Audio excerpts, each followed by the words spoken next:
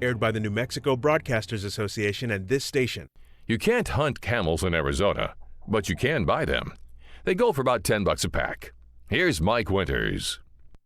Ha ha ha. Good morning. It is 24 minutes after 8 o'clock, and joining us on the phone here this morning is Joseph Rivera. Good morning, Joseph. Can you hear me okay? Yes, sir, I can. Good morning, Raul. Good morning. Thank you, sir. Well, we got you in loud and clear.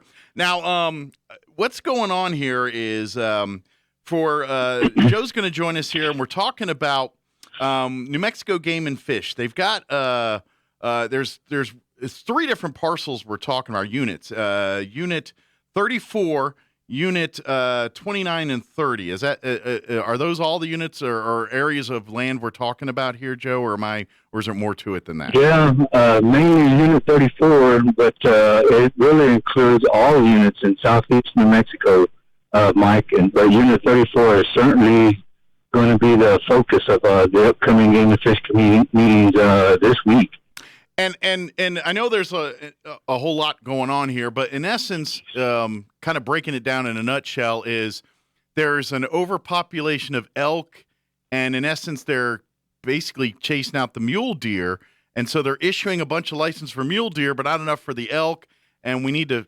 Am I close on kind of what part of the problems going on in these different areas?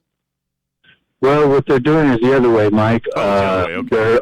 There's a heavy abundance of elk on the east side of Unit 34, from that line leaving Mayhill, going south to the bottom of Denny Hill, up the range to Weeding, down to Pinon. That's kind of separates the east and west. And what's happened is the elk population has just exploded on the east side of Unit 34. You can see it now, seeing elk making their way into Hope. Okay. And so while the bulls carry the horns, they have become the chief factor, in my opinion, why the mule deer, in several areas, they've disappeared. We've talked just this weekend, we went out and touched bases with roughly 88 houses and ranches and so forth, and it's still unanimously agreed, that some of the people will tell you, we don't have deer on our ranch anymore, but what we have is we've got 300 head of elk. Our neighbors, how many? Well, we think we've got at least 200. So we're estimating from Pinon just to Vernon Trout Farm, the highway, anywhere to be between 1,000 and 2,000 herds of elk. And for that to be that number so high in them high open mountains, it's too much for the deer. They push the deer off, and so it's become quite a problem. So really, and this is where we want to bring it to everyone's attention, because fortunately, the Game and Fish are going to be holding some meetings here, and yes. And this is where we the public can get involved, because really they take the input that comes from the people, the folks that live there, the folks that go and hunt these grounds. It does carry some weight at these meetings, right? These folks actually listen to some of the input that comes from these meetings, don't they? Absolutely.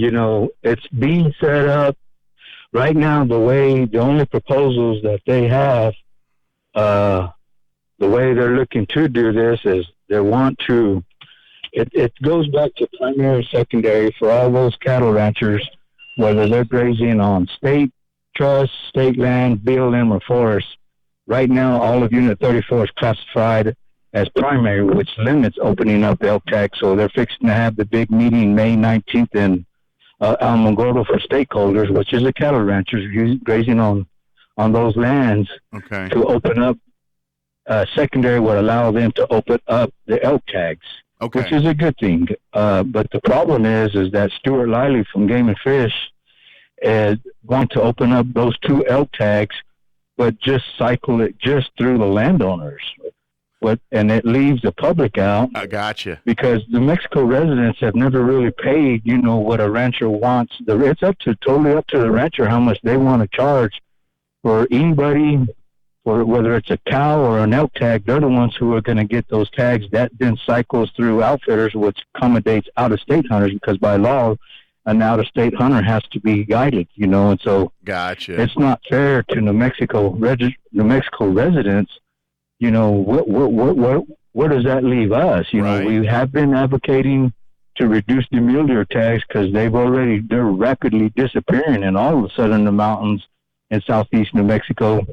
And so your chances, as hard as it is to get a mule deer tag now, which also in that same hunt includes a whitetail, which the email that we sent to y'all, our proposals was that we asked Game and Fish to bring back a designated whitetail hunt, so to give them another option. Sure. But they didn't even bring that back. So what's happening is catastrophic for New Mexico residents having anything to do with any hunt in any section in southeast New Mexico. Sure. I would. Your chances of getting a mule deer tag are plummeting into the single digits, lower teens.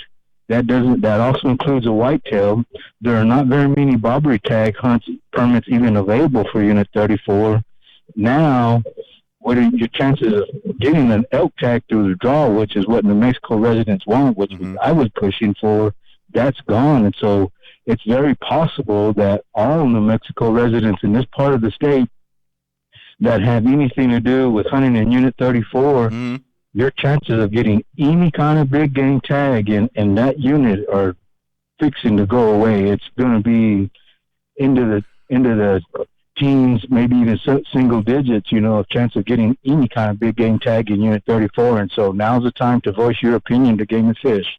Just out of curiosity, these folks are the locals here. I mean, obviously, you hear and we talk about the out of town folks and these ranchers, and they're going to go to the highest bidder on who gets these tags and things, and because that's kind of human nature. But I would be curious to know, like, the locals, how many of them are out there hunting? I'm sure for the sport of hunting, but how many of them are out there not hunting to be on a vacation trip to go do a elk hunt? Absolutely. How many are there saying, you know what, I got to get my family meat for the winter, and this is what I'm doing here? So, I mean, I'm all for hunting for sport, and I love all of that. But when you're allowing those folks to come in and do that, and then in essence blocking out the local who may not be doing it just for sport, maybe doing it to feed their family for the winter, that's a problem. That's a problem. And that's I agree. I think, but I'm curious. Is that what's going on a lot, where some of the folks that are getting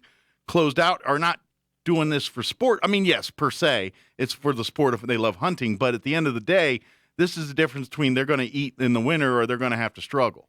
You know what I'm talking about? I mean, is there a percentage? Absolutely. And for New Mexico residents, once again, and all big game hunters, who hunt every year know this, those two antlerless cow tags are going to be cycled through the stakeholders, the ranchers grazing cattle. Yeah. It's up to them how much they want to charge you for an elk tag. That includes those guys that strapped on a helmet for Got Rockets football. Those guys are strapped on the helmet for Roswell Coyotes. Now, we've never really in the history since, we've never really gone up to the mountains and paid any rancher even $100 for an elk tag. That just doesn't happen. But you're going to get charged probably over $1,000. It's up to the rancher what they want to charge you, which is making it even more tough because most of us in this state are not rich when it comes to going up there and wanting to pay as a New Mexico resident, a rancher, what he wants for an elk tag. So a lot of people are going to kind of, there's not way Stuart Lively has this being drawn up right now is not good for New Mexico residents because they are considering adding some other elk hunts for the unit. But the problem with all that is it's unit wide. So most people are going to go right back up into the high country and go camp in that nice, cool weather. The problem is that it's the elk on the public land on the east side from your camp, from driving down the road and getting out of the truck and going for a walk. What happens is my bow hunt in January on my mule deer hunt, before I even got a quarter of the ways in there, I had filmed 121 bulls on the first morning alone. It wasn't until it's a 15-day hunt, January 1st through the 15th. I didn't see a mule deer until January 9th. Oh, wow. It's that herd, on that east side of Unit 34. That's the problem is, what are we going to do about that? I never advocated for just an elk tag. When those bulls carry horns, you don't see it in the forest because it's very well covered. But when you get in that high open mountains That's where you see what's pushing the mule deer and causing this animal to disappear.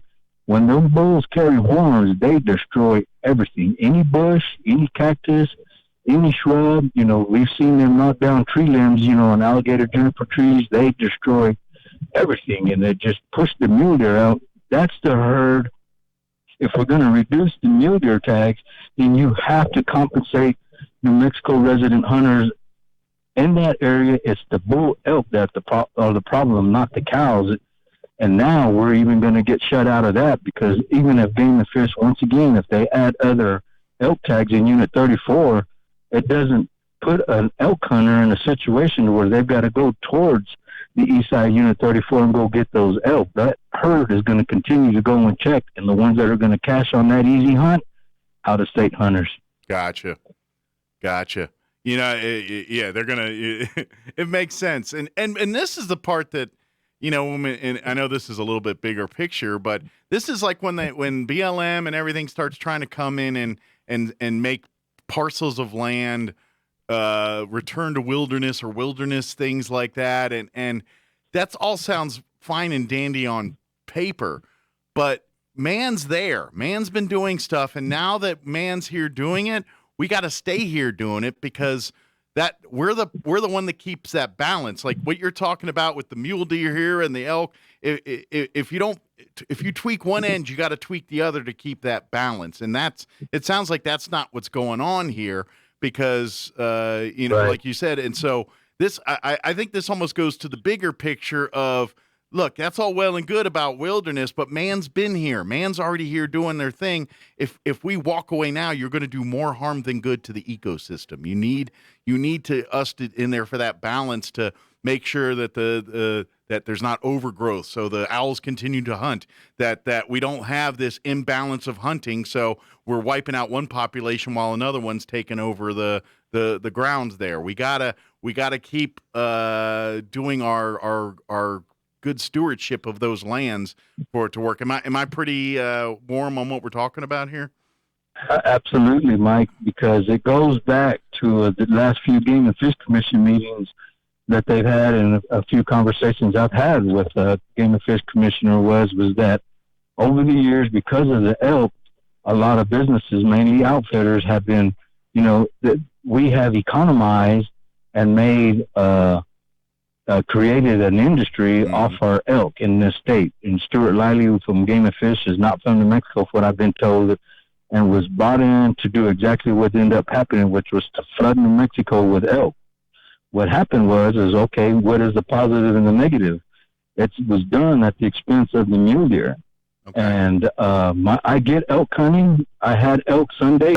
I get it. But my passion has always been full-grown mule deer. I know all those ranchers from Pinon all the way to the Running Trout Farm. Sure. I've known some of them for 20, 30 years. And so the problem is that I think that they're trying to hang on about making it about dollars and cents, which I have no problem. That's why we went up there this weekend, Mike. Sure. And spoke to a lot of people. I said, look, I don't care if they give you 10 more elk tags than what you need, but what about the New Mexico resident hunters? What about the masses? What about all them people in Roswell and Lovington and Carlsbad and Artesia and Ruidoso, now Gordo and Las Cruces?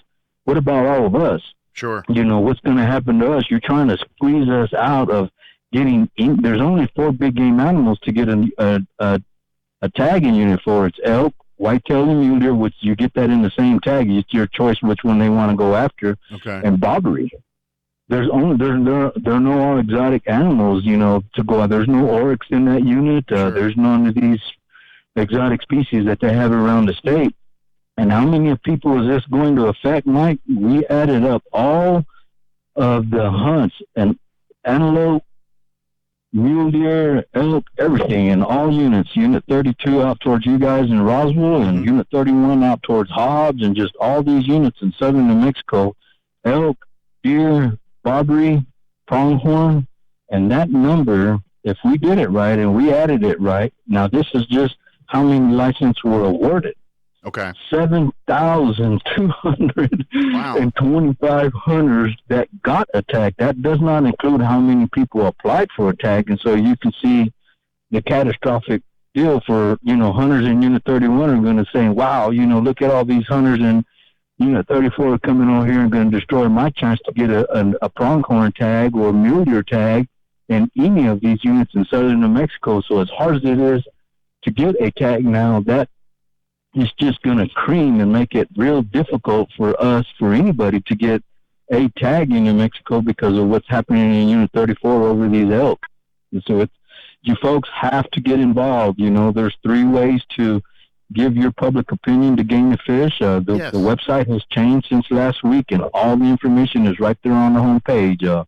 On the left side of the webpage, under announcements, it has rules for under consideration. There's all the big species that have considering rules are there. There's a plus sign. Okay. Click under the elk. Hit that plus sign on elk and deer. It's going to have a drop-down pop. It has summary. I can't remember what the whole sentence says, but it tells you, scroll down to your unit, and it's giving you the proposals under consideration, so that there's an email there for the elk and the deer. Okay. Plus, the upcoming Game and Fish Commission next week in Roswell on the 11th. You can register to attend by Zoom, or you can appear in person. But either way, you still have to register to speak. Okay. And now's the time to voice your opinion, or we're all quickly going to lose the luxury of being able to get a big game tag in this part of the state, especially Unit 34. If you like to get up there in that pretty country and get after it, because it is not set up to favor New Mexico resident big game hunters. You have to move to Texas to get a chance to hunt there. Oh no. Even worse. So first things first, probably folks should go to the New Mexico Game and Fish website, do some research, do some reading, and then, like you said, register for these upcoming meetings here in next week and or I guess it would be later this week, wouldn't it be? It's Wednesday. Yeah, it's Wednesday. This coming Wednesday in Roswell. I think somewhere on West College. I guess y'all have a sports complex out there not too far from Game and Fish, and that's where it's going to be. And so we went out to the mountains this week in Roswell. And let me tell you, it has already become an emotional issue. We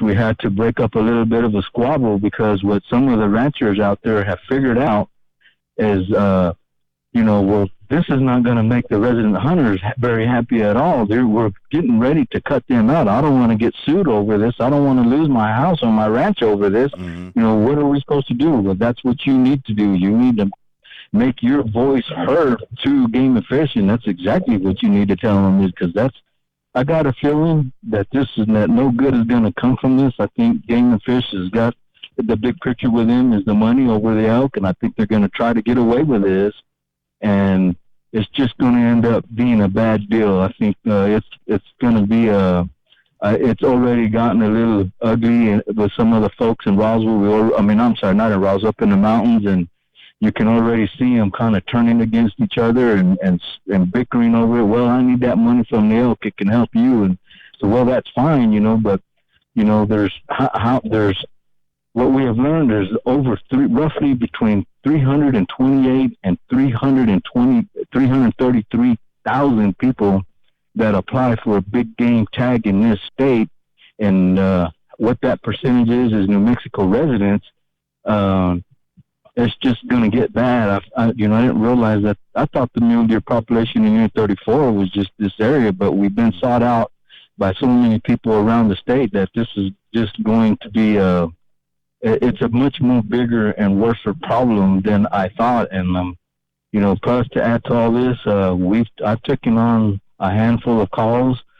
They come in on my phone, anonymous, unknown, private, and I'm pretty certain that those people that I spoke to are hunting and fishing opponents, environmentalists, advocates, and so those people are aware of all this. And if we don't try to work together on this with everybody, make it fair for everybody, we're going to fall right into their hands. And look how much trouble they gave us about the prairie chicken and the lizard in the oil field. That jumping mouse up in the mountains where they're trying to take away public grazing lands, and now you put this mule deer in the picture, man. Boy, it's going to be hard to get through this. Sure. And then once you get through this, it's going to be the next thing. That's That's how they work, you know. But yeah. Well, and what's so important is that the reason why these public opinions are so important to all of us here in Southeast New Mexico is by October is the last meeting for this. And so sometime in November, at the latest December, they're going to decide, ultimately going to decide what they're going to do. This is Game and Fish's 4-year policy. So we're talking into 2027 before we could see any kind of change. And that's a long time. I mean, that's a long time from now. Is. So again, the local meeting here for folks in Roswell, they're going to be at the Game and Fish facility, which is right over there near Cielo Grande and that sports complex there. It's at the sports complex. If you go to Game and Fish's website. Okay, it's actually at the Cielo Grande sports complex right across the street. Yeah. Okay. Because that's on the right side of the website. Okay. Public releases, you'll see something there dated April 26th, the Deer and Elk Grove. That's the link that you want to go to to register to speak. And so it starts in Las Cruces one day, then the next day they're coming over to Roswell. There's 2 others up in the northern part of the state. And so all you folks in Roswell, get registered for that meeting. Send them an email if you can't attend. Also, if you one thing that's real important, if you decide to speak at that Game and Fish Commission meeting next Wednesday or Tuesday in Roswell. No, wait a minute, Wednesday in Roswell. Yes, the 11th. You don't want to make sure that when they call for public comment, and a lot of people miss this, whether you're on a PC or even a device with your cell phone or something like that, make sure you move your finger around to get that prompt up to come up at the bottom of the screen and hit that green hand to raise your hand, because that's how they can tell who they are going to let speak next. And to me, it's better to go to YouTube and listen to the Game and Fish Commission live. Just type in Mexico Game and Fish Commission. Okay. The camera and the audio is so much more better, and so that might help all you folks out. Yeah. But technology is great, but yeah, we're learning. Some are better at it than others, and we're learning that world right now. But folks, you're right. Please get involved here. Go to the New Mexico Game and Fish website. Do your research. Get registered for this meeting here on Wednesday, May 11th. At the game or here at the sports complex. Please get involved if you have got a dog in this fight. Absolutely. And then they'll also be doing for folks on what date did I just see it here? May 19th. Is this very important? That's another meeting in Alamogordo at the fairgrounds, right? Is it another public meeting, same kind of deal, gaining input there? So if you do miss Wednesday, you can make it out to Alamogordo on the 19th, and of course you got to do a little traveling. But if you want to head out to Alamogordo, there's a couple places. Good place to have lunch while you're there. And then, sure. Well, that meeting is for the ranchers, the stakeholders. They're going to go, and that meeting is to get the public input from those who live in Unit 34 and who have cattle in Unit 34, whether it's Forest State or BLM, and that's what that meeting is for. It's really the first public comment meeting that they're having. And so several people are going to go to the meeting in Roswell on the 11th and then go to Alamogordo on the 19th. And so that information, I don't think as of this time is on the internet or on Game and Fish's website, but it's on May 19th. Okay. I believe it's at 3 p.m. at the fairgrounds at 401 Fairgrounds Road in Alamogordo. And so I haven't checked Game and Fish's website today, but they do have a Twitter link, and I think all that information is there on their Twitter feed. Just hasn't been posted to the website. And so that one is that's the meeting where we're going to find out where those folks up there sit. Because I got a feeling that Mike, I never envisioned this to happen like this. I don't want to see everybody turning against each other over these daggone elk tags. You know, I spoke with Lowen Patterson. He was one of the main officials for the New Mexico Cattle Association, and that was his concern, was that this was going to pit people against each other. And so far, that's exactly what's happened. And so I think, if we all just continue to work together on this and understand everybody's point of view on this, you cannot exclude the New Mexico resident big game hunters from Unit 34, because it's just not going to be it's not going to be accepted. I'm not going to ever accept that. And so Absolutely. just kind of wait and see what happens. And just encourage everyone, stay vigilant, but stay professional. That's kind of the way Sure. we want to keep Absolutely. it, because trust me, the moment you go off the rails, you lose your argument. People stop taking you seriously. You know what I mean? People just stop taking you seriously. So I agree. keep it professional. Keep but stay vigilant. Stay true to what you believe in. But at the same time, you can do it in a professional way, and that's sure. And you get a chance to speak directly to New Mexico Game and Fish commissioners. They take in all the input from the public. They make the recommendations to Department Game and Fish officials, and several of them will be there. So you may even get an opportunity to take one of those folks aside and have a conversation. And absolutely, it's a chance of a lifetime, because even I have a hard time getting a hold of them through phone calls and emails, and so don't miss out. Sure. Be there. I'm sure it's by design too, by being hard to get to, but that's another story for another day. Again, folks, check out the New Mexico Game and Fish website. Do your research, get registered, and make it out to the meeting here. It's going to be this Wednesday here in Roswell at the Cielo Grande Sports Complex, right there by the BLM facility there over there. And please get your voices heard, and especially if you're a hunter and this is something you want to keep doing and keep. This is the line in the sand. You're going to have to do the fight for here, or you might lose something you've been enjoying your whole life. So, can I add one thing? Yes, sir. If you folks want to reach out to us by phone, my phone number, to reach me directly, 575-616-9805. The email, it's a little lengthy. Google allows 30 characters, but we got them in. It's pretty simple. NM for New Mexico, Mule Deer Recovery. There's 2 R's there. We had to abbreviate program, PROG@gmail.com, all one word. NM Unit 34, Mule Deer Recovery, PROG@gmail.com. We handful of people now man that email, and so if folks have any other questions, don't hesitate to reach out to us. Mike, thank you for allowing us to come on your show. Anytime, Joe. And folks, if you missed that email, don't hesitate to reach out to me. I'll make sure I get that email to you. So I've got it on file here. So thank you, sir. Appreciate you putting this on our radar, and thanks for doing what you do. And look forward to talking to you down the road, talking some successes from some of the work being done here. So okay then, sir. Thank you. All You're right. welcome. Take care, Joe. Have a good week. You too. All right. Bye-bye.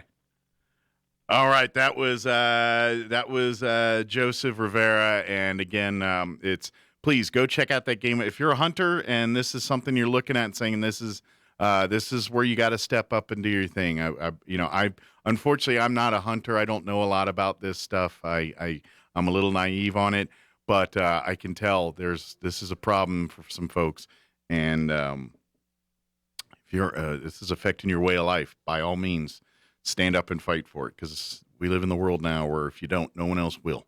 All right, it is